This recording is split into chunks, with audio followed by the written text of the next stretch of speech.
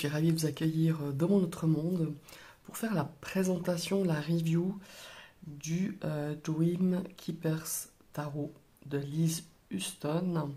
C'est un jeu que j'ai racheté à mon amie collectionneuse qui faisait un tri dans sa collection justement, à mon amie Mademoiselle Bricole, et j'en suis vraiment ravie. À l'époque, quand elle l'a acheté, elle me l'avait montré, c'est vrai qu'il me plaisait bien, mais j'avais déjà un jeu à peu près du même style. Je trouve qu'ils se ressemblent énormément. C'est le Tarot of Mystical Moments de Catherine Bellstein.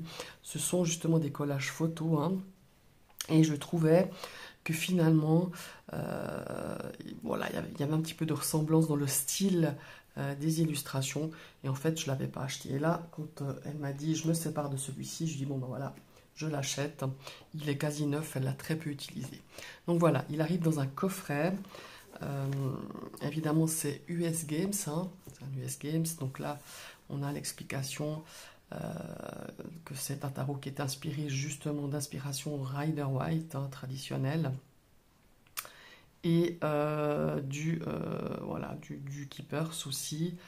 Voilà, c'est un petit peu un mélange des deux. Bon, voilà, il y a une très bonne qualité, hein. Alors, c'est vraiment des illustrations très décalées.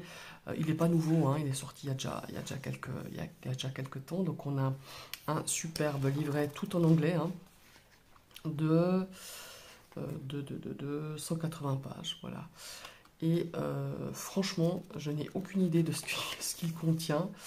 Je n'ai pas regardé autrement. Je sais juste que voilà, il y a les images.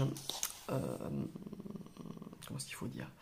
Les images en noir et blanc, et on a l'explication de la carte et le message divinatoire avec les mots-clés. Donc c'est quand même pas mal.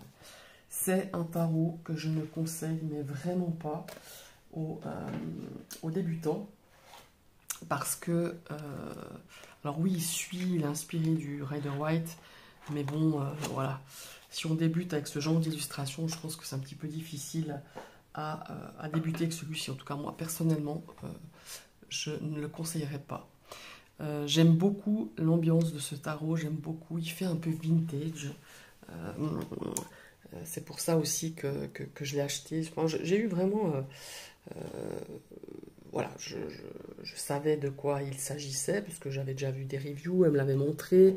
J'ai vu des gens qui faisaient des tirages avec, hein, que ce soit sur la sphère de YouTube. Mais en fait, quand je l'ai eu en main, il était bien plus beau que je ne l'imaginais. Bon, moi après j'aime, hein, c'est vraiment des illustrations très décalées, voilà, c'est très très spécial. Et encore une fois, il me fait beaucoup penser au Tarot Mystical Moments, mais ils sont quand même légèrement différents malgré tout. Mais les illustrations sont vraiment dans la même énergie, je trouve, dans le même style plutôt. Voilà. On va débuter donc avec la carte du fou. Alors, le dos, bah, vous voyez, pareil, ils ont quand même un dos assez similaire. Il a un dos similaire c'est pas que je veux le comparer tout le temps au Tarot of Mystical Moments, mais il est aussi dans les mêmes tons, hein. Les cartes sont beaucoup plus larges par contre pour celui de Catherine Bellstein. Donc là, je vous ai dit, hein, la créatrice de ce jeu, c'est Liz Huston. Donc voilà, on a la carte du fou, qualité de la carte, magnifique. Enfin, moi, c'est ce qui me plaît, quoi. Les cartes sont mates, hein, un vernis mat, je dirais. Voilà. Donc voilà, nous avons la première carte, c'est le fou. En l'occurrence, c'est une femme, comme vous pouvez le voir. Voilà. Alors ici, on a la carte du magicien qui est le créateur, j'imagine créatrix, voilà, qui a été renommée. Il y a une ou deux cartes qui sont renommées dans les labs majeurs. La grande prêtresse, vous voyez, c'est très spécial, hein. Je comprends que certains n'aiment pas, hein, ou que ça ne leur parle pas. La grande prêtresse qui est juste splendide. L'empereur, donc vous voyez, hein, il suit bien le Rider-Waite, je la trouve magnifique celle-là. Le pape, qui est en l'occurrence ici une femme, mais superbe. Les amoureux, voilà, alors voilà, une illustration un petit peu déjà décalée, hein, de par ces visages qui sont, qui sortent du corps, hein. Vous verrez beaucoup, soit qui n'ont pas de visage, soit que les corps sont pas du tout appondus. Enfin, les visages ne sont pas collés au corps. Donc voilà. Bon, moi, ça me dérange pas du tout. Elle est superbe, celle-là, la carte du chariot aussi. La force, je la trouve magnifique. Vous voyez. Vraiment, il y a vraiment beaucoup de travail dans ces illustrations de collage. L'ermite est superbe aussi. Alors, la carte de la roue de la fortune était renommée. La carte numéro 10, la justice. Le pendu, en l'occurrence c'est une pendue, voilà, c'est ça. La mort, oh mais je la trouve magnifique, vous voyez, cette notion ouais, de cocon, on dirait une cocon d'une chenille, hein. Il n'y a rien qui se passe, mais on imagine que c'est une énergie de renouveau, donc une renaissance aussi, hein. Et on sait bien que, hein, vous voyez, il y a la carte du serpent, enfin la carte du serpent, on dirait qu'elle est enroulée autour d'un serpent. Et puis en même temps, on a une petite lumière, donc on a l'énergie de renouveau, de transformation. Elle est splendide, cette carte. La tempérance, voilà, très spéciale, hein, aussi. On a cette énergie de... Enfin, cette énergie, ce puzzle où il manque ici des... Vous voyez, il manque des pièces où on ne les voit pas vraiment. On a toute cette eau, hein, cette énergie d'équilibre. Ah, je vous l'avais averti, hein, il est très spécial, très décalé, mais moi j'aime énormément. La carte du diable, ben voilà, hein, il est très bien représenté.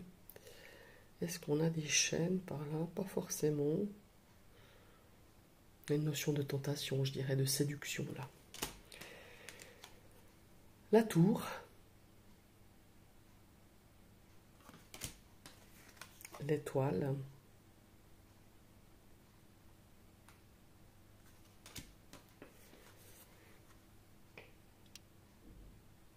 La lune. Le soleil. Le jugement.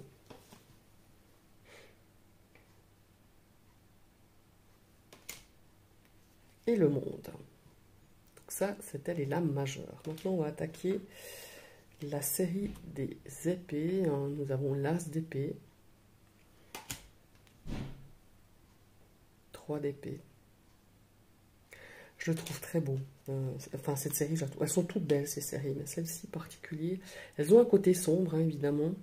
3 d'épée, vous voyez. Le 4 d'épée.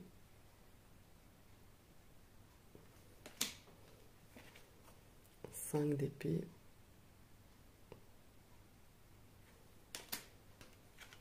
Regardez le 6 d'épée, très spécial aussi.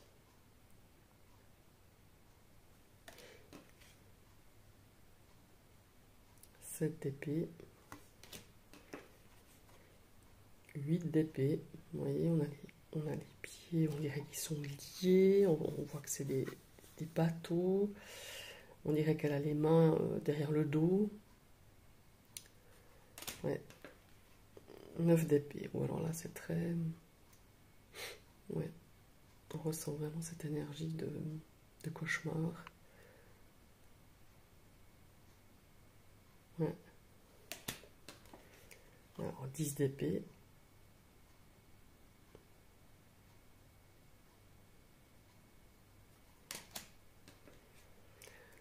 Le valet, qui est une jeune femme aussi. Le cavalier.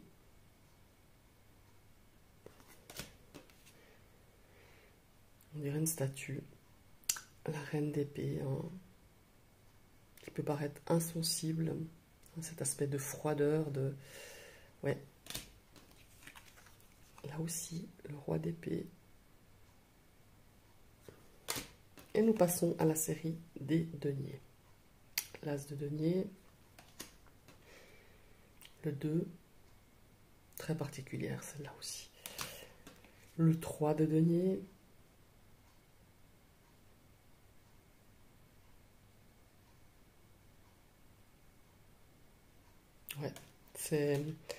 On a plein de petits symboles, de petits indices pour pouvoir peut-être approfondir au niveau de l'interprétation. 4 de denier, hein, voilà. On est vraiment dans l'équilibre.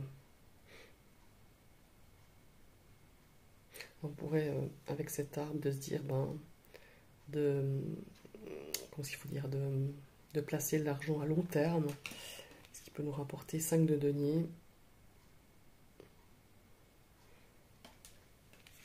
6 de denier. Ouais, c'est vraiment un monde qui me plaît énormément.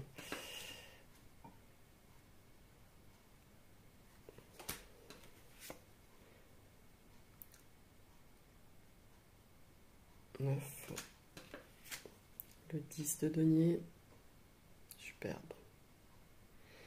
Encore une fois, c'est très décalé. Hein.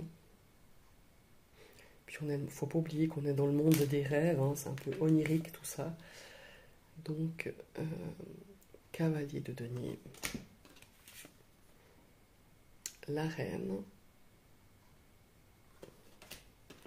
le roi, assez classique, hein, avec un denier à la main. Nous allons dans les coupes, as de coupe, 2 de coupe,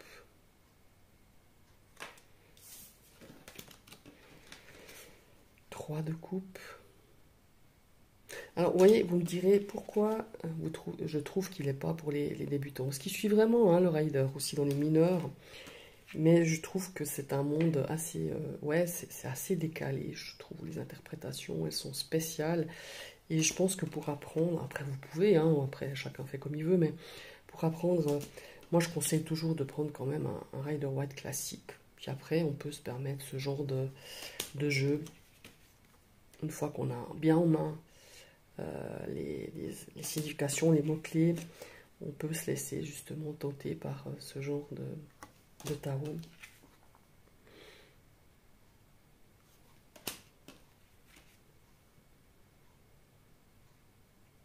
Le valet de coupe et le cavalier de coupe.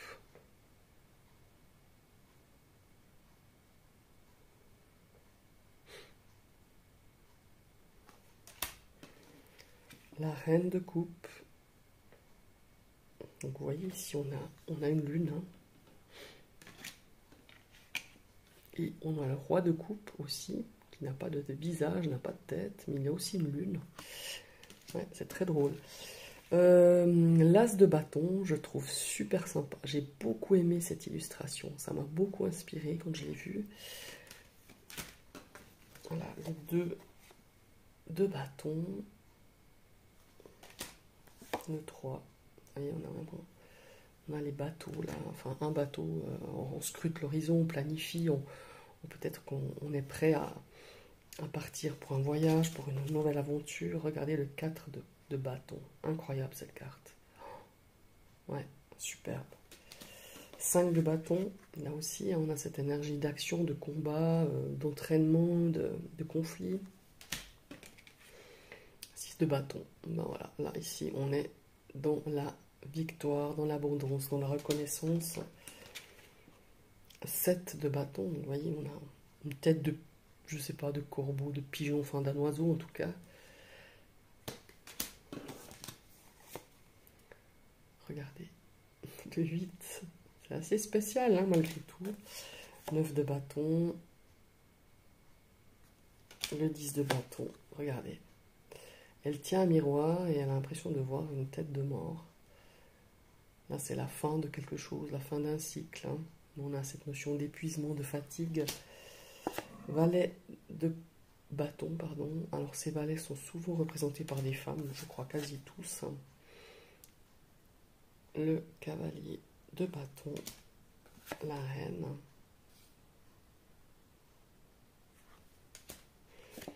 Et le roi. Voilà.